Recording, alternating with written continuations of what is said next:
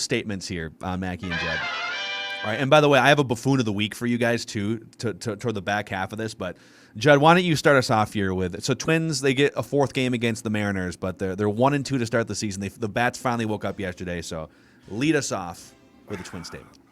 All right, leading off, I'm going to give you this one. Bat and play. Buck is back. All right, gentlemen. I don't know if you saw the Ruthian clouts that I did, but the home run that Buck hit on Saturday, late in that game, which, by the way, should have won the game if, well, we'll talk about that. No, I'm with you. Third deck. But I'm trying to make a statement here. I'm trying to make a statement. So hold back, Judd. Hold back, Judd. Calm. Sportsnet has to calm down. Don't be a victim. Don't be a victim of going off on a tangent. Third deck, Saturday. Dude. Home runs on 2 of them Sunday. Ridiculous. This guy's bad. I mean, this is why I say, as a sports fan, I am starved for him to stay healthy. The bat speed. He's nuts. It's crazy. It's absolutely crazy. Dude, these people who are like, you can't give him $100 million. No, you should give it. You should actually go back to him after this weekend and be like, here's $50 million more. You are ridiculous. Please stay healthy. Take the wheelbarrow and roll it to his house. It is incredible. But anyway, this is the whole point about, can you guys imagine how much fun if he can stay healthy? And that's the asterisk. That's the big thing. But if he can do that, like what we saw Saturday and Sunday is what he can do now. I mean, that's not a fluke. That's not like 2 games where, Judd, just hold your expectations down. He's incredible. He is a walking, talking MVP if he keeps his health. And I want to celebrate. Like, the greatness that we are seeing right now between Kaprizov, Justin Jefferson, Byron Buxton, and possibly Cat, is so off the charts and so much fun. But my God, Byron Buxton, dude, it's incredible. So, okay. All right, I'm gonna piggyback here. All right, I'm gonna piggyback. Whoever invented that phrase, but I'm just gonna piggyback off your point there. It's like, okay, you're gonna hop on my back, and it's gonna work out. But I'm gonna piggyback off Judd's point here. My statement is, if Byron Buxton plays 140 games, he will be the American League MVP. And if you look at, and I get this is a huge if, okay, you might be able to lower that number from 140, okay? His last 103 games dating back to the beginning of the pandemic year, so the 2020 season, he has a .634 slugging percentage. He has 35 home runs in 103 games, a .634 slugging percentage. For context, Harmon Killebrew, the greatest power hitter in Minnesota Twins history, had a .509 career slugging percentage. So again, this is just a 100-game sample, but this is like 100 games over his age 26, 27, 28 season, so emerging into his prime. And his slugging percentage is almost 150 points higher than the greatest power hitter in Twins history. just please, like, nuts. I hope he just avoid fences, go home in some sort of padded, like, you shouldn't be driving, like, just get home safely, go to bed, come to the ballpark, like, please stay healthy for 130, 140 games. And it feels like in the past year or two now, it's been fluky stuff, right? Like he comes back, like he'll get hit by a pitch. And most guys would have a deep bruise. They're out for 3 days. Buck has a broken something, and he's out for a month. So, I mean, just give me, as a sports fan, as a baseball fan, just give me a year, give me 150, and let me see it. Because it's incredible. The other thing, too, is he only, you watch him, God, he strikes out a lot. He really doesn't relative to, other power hitters in today's game. He only has 102 strikeouts in those 103 games. So you want to talk about strikeout rates. Like Miguel Sano strikes out twice a game on average. And so for as big a power as he has, he doesn't strike out that much. Mackey had to go there, didn't he? Typical Mackey. Like we couldn't have a nice conversation. You had to bring up. So now when's Cousins? Come on, bring on Cousins next. No, I'm gonna let you stick to the Cousins dripping. I've come around on Cousins, as we'll talk about on Purple Daily today. Okay, I think I'm gonna put in my application to be a Cousins crusader after today's Purple Daily episode. Oh boy. Okay. All right, Dex. I gotta be really careful with the way I say this statement, but it's back on the Byron Buxton front too. It's Byron Buxton. Dude. And this is why you signed that long-term deal. This is why you paid the man his money. And when he's healthy, we're seeing it right now. He's a top 5 player in baseball. His money. And when you have him on the top of the lineup with Correa protecting him, that's as a lethal combination in a lineup that you're going to see in baseball. It's like the best that the Twins have probably had since like the Mauer and Morneau days in like 10, 15 years ago. And we just talked about his crazy power numbers. And yeah, I mean, he strikes out at least once a game. I think what's crazier is he's walked just 15 times in the last 103 games.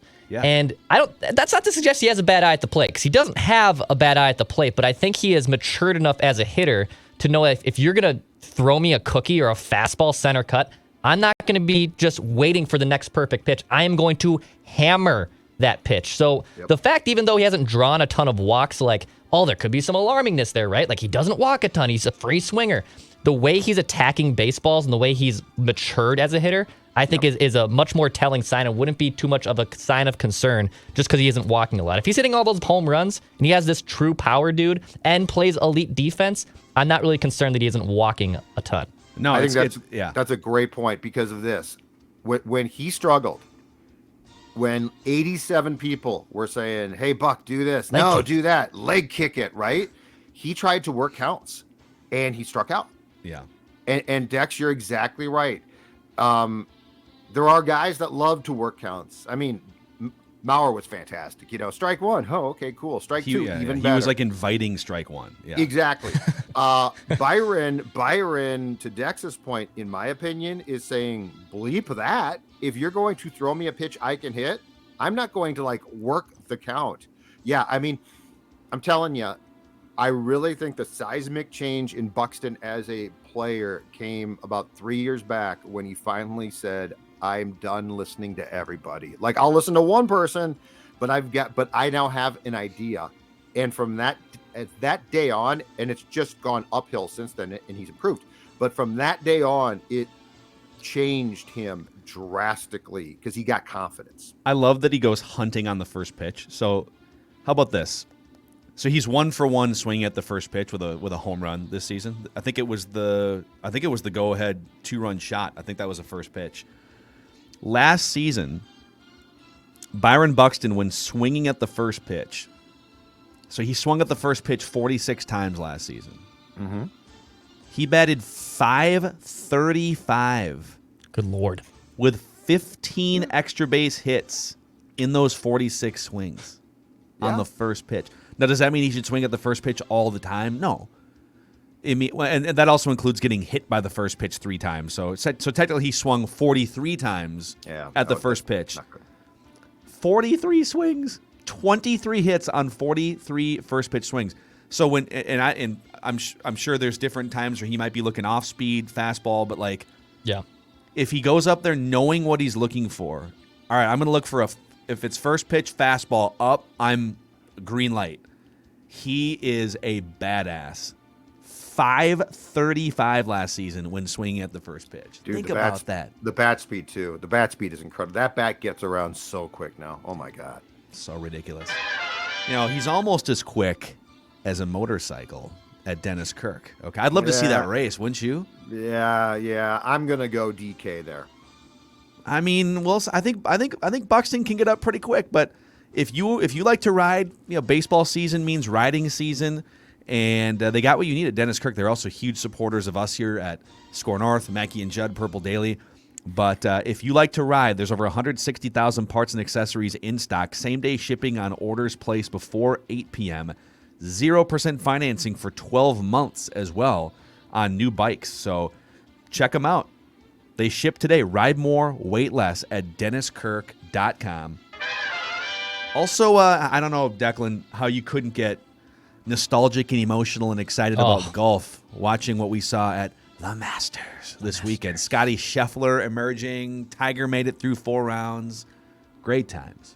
Yeah, it was. I played my first round of the year yesterday on Sunday, and honestly, front 9, 51 for Dex, which honestly for the first round of the year, I will take 51 on the front 9 after not swinging for 6 months. I was like, you know what?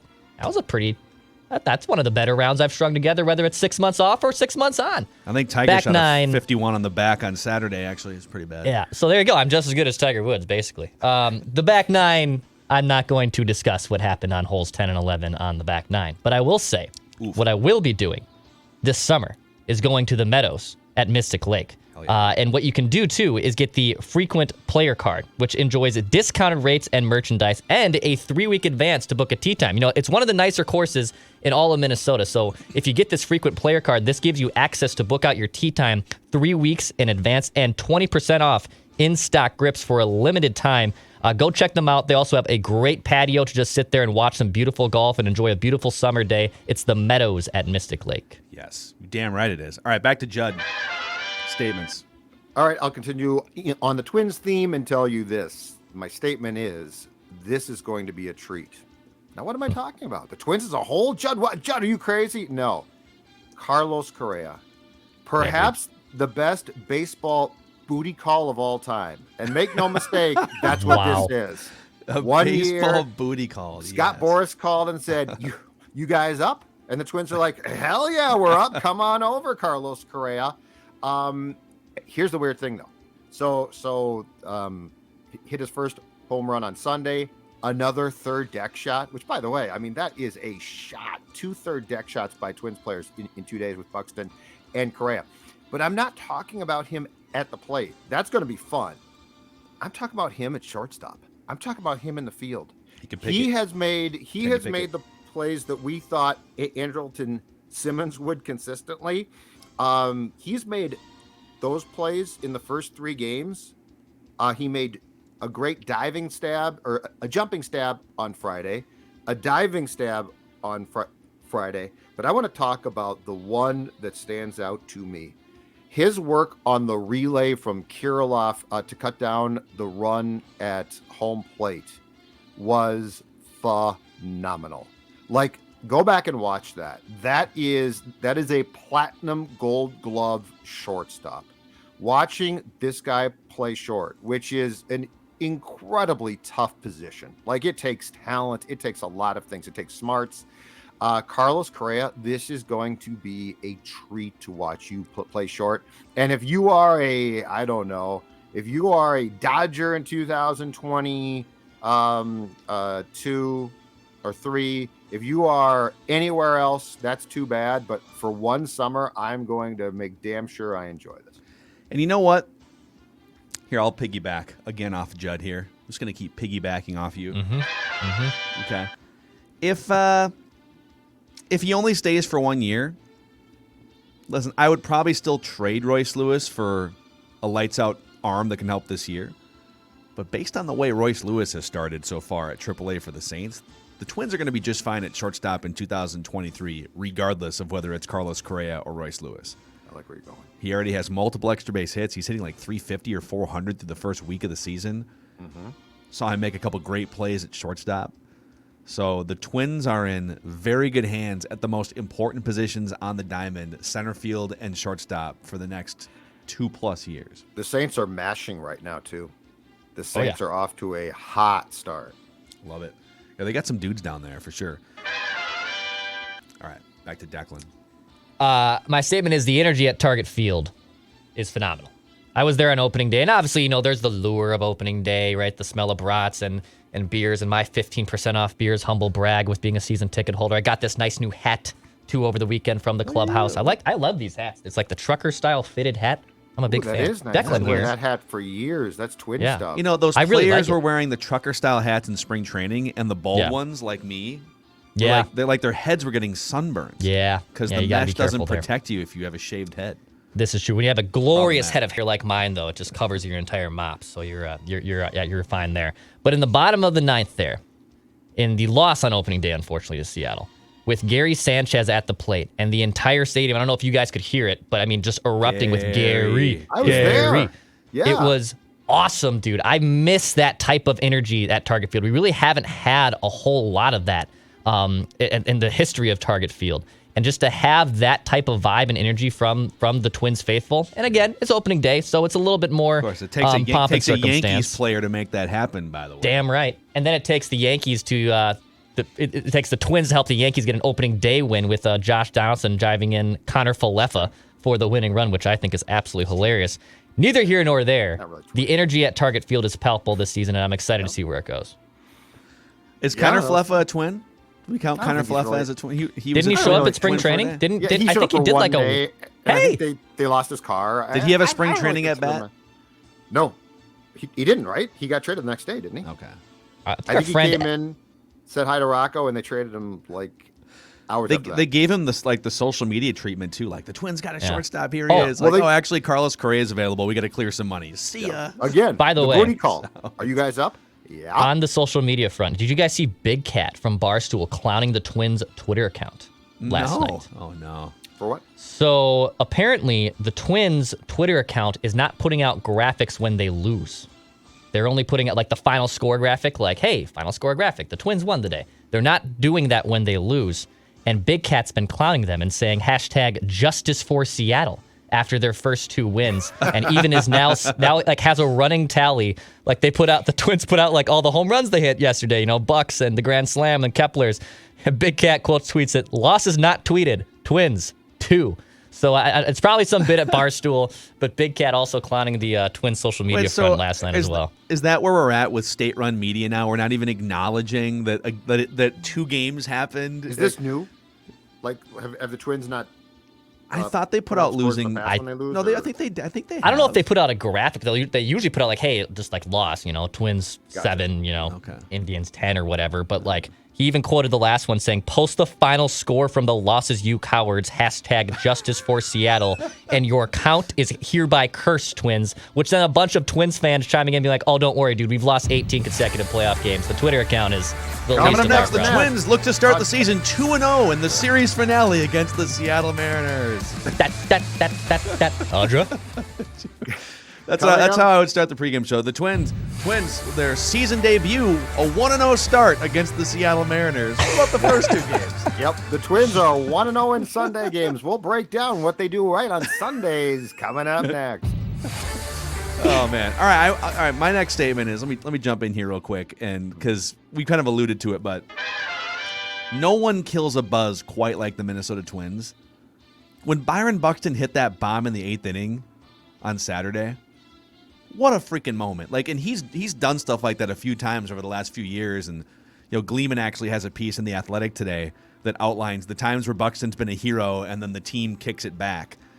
And I don't know about you guys, but it was kind of a first guess for me with Tyler Duffy in a spot like that, especially the way that Duran was just, as Gardy would say, throwing the living fire out of the ball a couple days ago.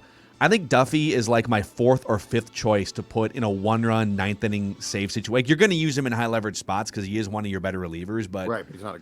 But not. He's just like never been in that role before. Right. And you got a couple guys on the team who have been in that role before, like even Joe Smith, who's a couple years past his prime. Well, Pagan closed 20 games for the Rays. He saved 20 games for the Rays, so that was what surprised me. Yeah. That was less than exciting to watch him melt down there. Yeah, and I get that you're also not trying to run guys back-to-back days in certain spots early in the season. Guys aren't as stretched out, so listen, I'll give them a chance. I just don't think Tyler Duffy should be the closer. Like, do bullpen by committee at the very least. Do not just make him the closer. Did I see also somewhere that he's blown like 9 of his 14 save chances in his career or something like that? I saw that tweet. I didn't look up if that was accurate, but I saw the same thing. And some of those could be like if you come in the game in the 7th or the 8th inning with a lead and blow it. Yeah. It is a blown save, even though you're not coming in to close the game. If it's in the last 3 innings and you have a 3-run lead or less and you blow it. But if he's, I don't know. I don't think he should be penciled in as the closer here. And it was a first guess, but now that we've seen it, let's try somebody else. I think it's safe to say this. After what we saw on Friday from Duran, I know that the closer mentality has changed. Like, it's not, well, you can't pitch till the 9th now, kid. But in my opinion, with Durant stuff, you have to use him in fireman situations only. Like, I don't want to see him. And this whole thing. So what's weird too is like they've basically talked about the fact that he's going to pitch a lot of times, and he did on Friday, 2 innings at a time. But if that's going to stop you from pitching like the next day or for 2 days, don't pitch him too. Like this guy, that stuff, he came in and gave up back-to-back hits, a wild pitch. It looked like, oh my God, here we go. This is bad. And literally, I don't remember the last Twins pitcher that I saw who then said, okay, I'm good now, and blew hitters away. They didn't have a chance. Yeah, it was filthy. It was filthy. It was fun. I don't know in terms of like his arm stamina too. Like I think he's probably a reliever long term. I think you're hoping to make him sort of your Josh Hader type, where you can throw him for like 90 or 100 innings as a reliever. And we'd have to go back and look. Who are some of the guys that are more stretched out as relievers, like those 90, 95, 100 inning guys? Josh Hader is an example. And when they throw 2 innings in a game or an inning in two, if they have to come back for a second inning, like inning and 2/3, how often are they available the next day? Because you don't want to. He's had some arm trouble, so you don't want to go crazy. But I'm cool with that. Yeah, but I'm with you. Like, he's probably your best reliever if he can throw stuff like that and be honed. He's got the best stuff, right? So then the question is, do you save him for save situations, or do you use him as your firefighter? And the Twins last year used Taylor Rogers as the firefighter. He was their best reliever, and so they used him as the firefighter. He had like 9 saves, but he was mostly pitching like 7th, 8th, tie games and stuff. I love that term. The firefighter. The firefighter is one of the great terms. It's back now too, because it was big in, I think, the 70s, died out, and now it's back, and it's a great term. Because I feel like the save was invented 40 years ago, whenever it was, and managers have misused. They've put the best reliever in a situation where they sometimes don't use him because, well, there's no save situation. Yeah, but you were down 2-1 in the 7th, and some other reliever gave up 3 runs. Like you could have won the game if you would have brought your firefighter in. So I'm glad teams are sort of realizing that. All right, who are we on here? Statements. We got Declan. No, it's You're on back me. to me. No, it's on Judd. Okay. It's on me. Okay. I'm out. Oh wow. I'm done. We haven't done a lot of good statements here.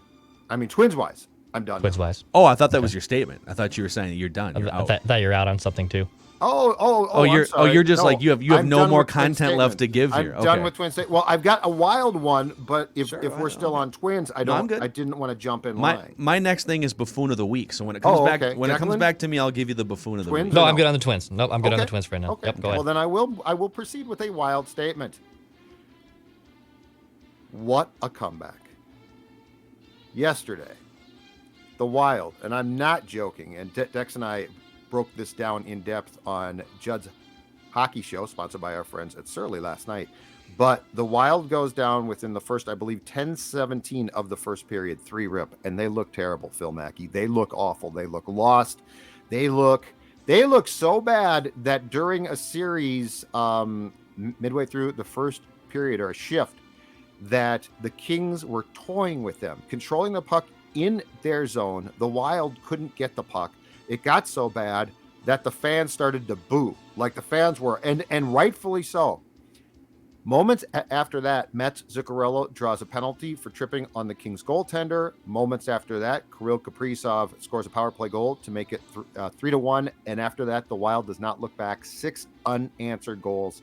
And the win was in some ways perfect because they came back, they played great, but they played so bad early in that game that from a film standpoint and coaching standpoint, Dino is going to have a lot to show them post game. Love those types of games. Yeah, Dino was upset. You pick up the W, but you also pick up a bunch of learning and coaching lessons. And it's near the playoffs, right? Stay so humble. Then it's like, boys, you got to sit down and you did not earn that game. You played great for a long period, but your first basically 11 minutes of that game was feeble.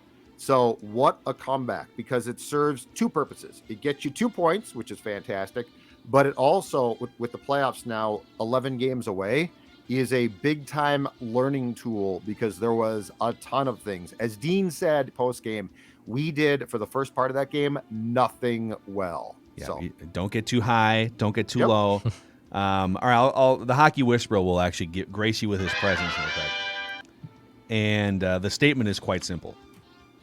One more goal for Kirill Kaprizov to set the Wild franchise record.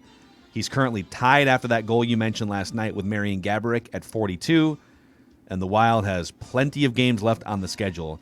He already has the points record. That was his 89th point that he tallied last night. He's 6 ahead of Marian Gaborik. And if he gets one more goal at some point this season, which feels likely, he will be the greatest single-season scorer in Wild history. Get the flag. They're waving the flag. They're waving the flag. That's right. Damn straight. 43. What a freaking season what, for though? that guy. He's Don't really stop good there. at hockey. 11 games left. Don't stop there. Uh-oh. Is Got he a shot gonna hang a He's 50 got burger? a shot at a 50 burger. 50 burger. A 50 burger. I forgot Eric Stahl scored 42 goals in 2017-18. Yep, it was Yeah. unbelievable. Damn. In some ways, it was unbelievable. Heck of a run for him. I don't know why Yeah, you're always down on these veteran Get players that 50. all they do Get is score 50, 42 become goals. the first player in franchise history, the first player since Brian Bellows for the North Stars to get 50 for a Minnesota-based NHL team. Yeah, and how many? So is Bellows the only one to get 50? or Cicerelli did it twice. Okay, and that's in the that's like the glory days of And that was, yes. That was the scoring glory and days of scoring. the average game was like Absolutely. 9-6 or something in the NHL back in the day. So Goalies were just like, yeah, I'm good on that one. Dino Yeah. twice and Bellows once, 3 players from 1967 to the time that they left in 93. I think Madonna did it in Dallas right after they got to Dallas. Yeah. But you know what? That doesn't count. All Not right, counting Kirill. Dallas. Make it happen here. All right, it's time now for the buffoon of the week on Mackey and Judd, presented by our friends who aren't buffoons at Federated Mutual Insurance Company. Federated is here to help elevate your business, protect against unforeseen risk. They've been around for over 100 years, big supporters of Score North, Mackey and Judd. So if you're a business owner, give them a try.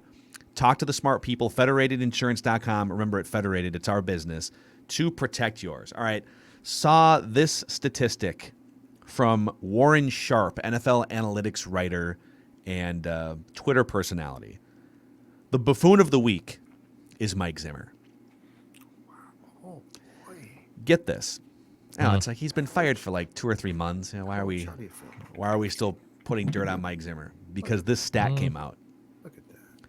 The Vikings allowed touchdowns on 32% of opponent drives in the final 4 minutes before halftime or the end of the game last season. Worst in the NFL.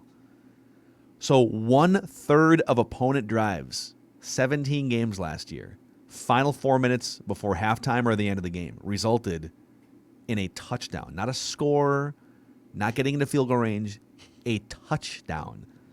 The NFL average, so the Vikings were 32% touchdown rate defensively. The NFL average was 12%. The next worst team was 20%. So again, Vikings 32%. Next worst team, 20%. Average 12%. Not only did the Vikings rank 32nd in the NFL last season, they ranked dead last out of 700 teams since at least 2000 in touchdown rate given up in the final 4 minutes of halves. Mike Zimmer, you are the buffoon of the week. Barf, dude. Poor Zim. Poor Zim. Yeah, I saw that stat. That is, It's so bad. alarming's not strong enough term for it. Well, that's almost Like grounds to get you fired. The feeble, well, yeah, but you know what, too? All of that, though. So, like, everything about, well, the Vikings lost all these close games. I mean, they almost made the playoffs as if they could have won a championship. Flat out, this was not a well-coached team, and it was not that good of a team. They had an offense that was fun, but, like, the entire team, the stew, was not good. I think there's 3 factors. I'll bring this up on Purple Daily, too. We can maybe dive into it more. But, like, there's 3 factors for this. Number one, the defense was clearly terrible situationally, and we all saw that last year. They were just disorganized. I mean, the Jared Goff touchdown pass. Like, what's Cam Dantzler doing on that play? Right. Why are you? Well, and the Lions comeback at US Bank Stadium. was Yes. another indictment. Yeah. So just, chaos, disorganization.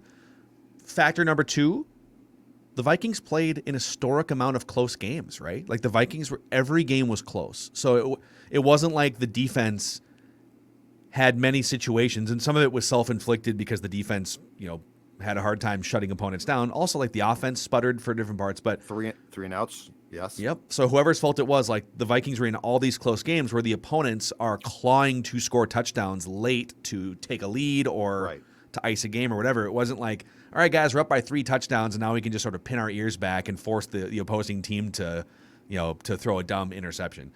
And then number 3 is, and this is what people don't want to hear. How are you going to blame this on Cousins? Who are these? The Vikings' downfall the last 2 years is multi-pronged. We do criticize the offense and Cousins, probably disproportionately because nobody else is. The Vikings were 14th in points per game despite having all of these weapons and all of the stats that the quarterback puts up, right? Right. If the offense had maximized itself more, the defense is put in situations where maybe it's not a 2-point game. Maybe it's a 2-touchdown game, and they can then get after the opposing quarterbacks, right? Yes. It's harder for the defense to operate in close games because the opposing team is hell-bent on scoring that comeback touchdown or icing the game, right? So And all sorts of factors involved. As was pointed out on Twitter off that Sharp tweet, and it's a good point. So the defense wasn't good. So I believe the offense led the entire league in 3 and outs. Yeah. So what's a good idea? Our defense isn't good. Let's put them back on the field as quickly as possible. Yeah. So like that, but that's the whole thing is when we talk about all these close games, just a play here or a play there. But when you peel back all of those statistics, right, you get a reason. Like it's not like, well, a lot of close losses, total flukes. We look at the Cardinals game and just say, that's exactly what happened all year long. Just Greg Joseph missed that kick. Okay, that's one game. But if you look at the fact that you had a defense that was aging out or in some ways just not good, and you are literally taking a high-powered offense and going 3 and out more than any other team and turning the defense and saying, hey, can you stop them again? That's why you lose a ton of close games. Yep. So very interesting. Very interesting. But, Mike Zimmer, congratulations. You are the buffoon of the week Mike, here. I'm sorry, Mike. I'd like to Mackey, apologize to your mom here. Poor guy. Tomorrow night, we are going to have a special Mackey and Judd Timberwolves vent line reaction show after that game against the Clippers. I'm so excited. Me too. If you've been paying your dues as a Timberwolves fan. Shall I? Nope. No. Oh, you don't want it? Let's not. Oh. No, we did the flag. We did the flag. Hold on. No, let's save the flag. Let's save the flag. Creepy. I feel like no, that's fine with me. I don't Let's care. Save the flag. I feel like with Phil, I'm very curious to see your emotional reaction either way tomorrow night. I feel like right now you're trying to play the cool game. Let's just. Oh yeah. I'm Dex like is Scotty excited. Scheffler, man. I'm cool, calm, and collected on the outside, but I'm a disaster. But Dex on the isn't inside. Dex and I aren't invested in this team. I used like to sit you've been. front row, media row That's a hockey when guy. like this is like 2000. This is after KG got traded, when the Timberwolves had like Marcus Banks and Sebastian Telfair and Rashad McCants, all these guys. Shoddy. Who was that one? Marko Jaric, who they brought back for like an alumni appearance last week. Like I used to go to all of those Timberwolves games in like 2007, 8, 2009, saying, you know what, Johnny Flynn, Randy Foy, I'm going to pay my dues because when this team pops back up in a couple years, I'll be here. I'm going to be here for it. And now you're in Seattle. A couple years turned into 2017. That was fun, and now I don't even live there. But and now you don't live here, but still. But I'm glued. I am glued, and I'm ready for tomorrow night. Very curious to see the highs and lows of Timberwolves superfan Phil Mackey. Yeah, well, we'll see what happens. Get tomorrow. your program out. Subscribe to if you aren't already. Guy used to. We'll be live on the Score North YouTube channel tomorrow. So if you're not already subscribed, go ahead and click. We are over 40,000 subscribers between Purple Daily and the Score North channel. So thanks to all of you guys for helping us build this community. We'll see you tomorrow on Mackey and Judd.